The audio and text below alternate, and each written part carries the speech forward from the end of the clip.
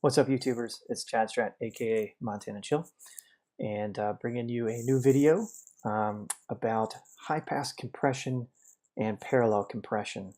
Holy memory. There we go. So I wanted to demonstrate, if I can get the right example here. There we go. How can you manually reproduce the effects of compression? My favorite way of compressing drums, for example, which is to high pass filter the low end, so not compress the low end, squash the rest of the drum mix, and then in addition to that, pull back in a dry mix for a parallel compression. So we have our dry mix here, and we have our high pass filter here, and what that's doing is saying, you know, if my low end is here and my high end is here, I only want to compress this piece, and I want my bottom and my sub frequencies to go ahead and pass through uncompressed and not be affected by that, or I want some transparency in the low end.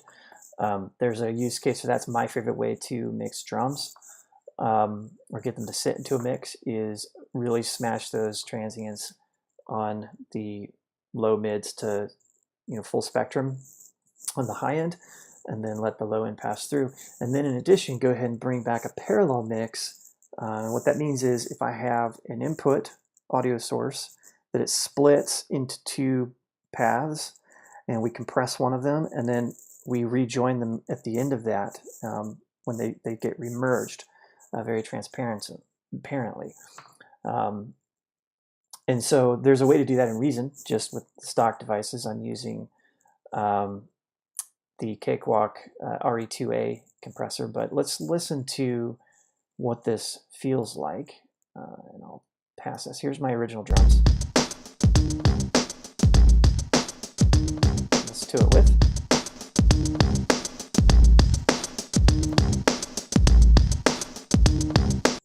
So that's typically when I'm smashing drums, that's what I'm doing.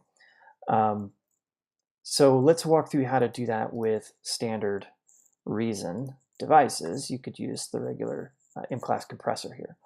But what we're going to do is we're going to take a audio source, and we are going to put it into a Spider audio splitter, and we're going to run one half of that into a stereo imager. We're going to run the other half direct into the mixer as dry mix. Okay, so that's our dry mix.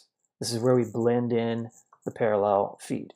Okay, on the stereo imager, we need to make sure that soloing the low band is selected. And because of that, when we take the audio output, we can go right into our line 1 and label that low end. So it's a low end imager. But what we're also doing in the back end is we're going to split the high band by the crossover frequency, in this case at around 200 hertz. And we're going to run that down into a compressor, and then run that compressor out into channel 2 called compression. So we have, and what I'm going to do is I'm going to mute all of these, and we'll go through them one by one.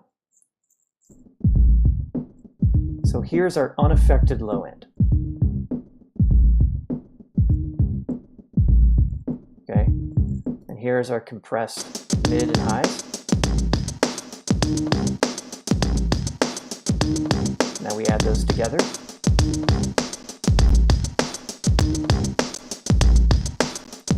Okay, now here's our dry mix.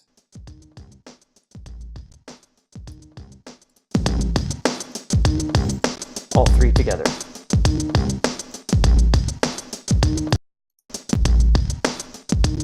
You can hear a lot of similarity in the way that's mixed out, and I'm sure I could get very specific about how that's mixed here in the line mixer.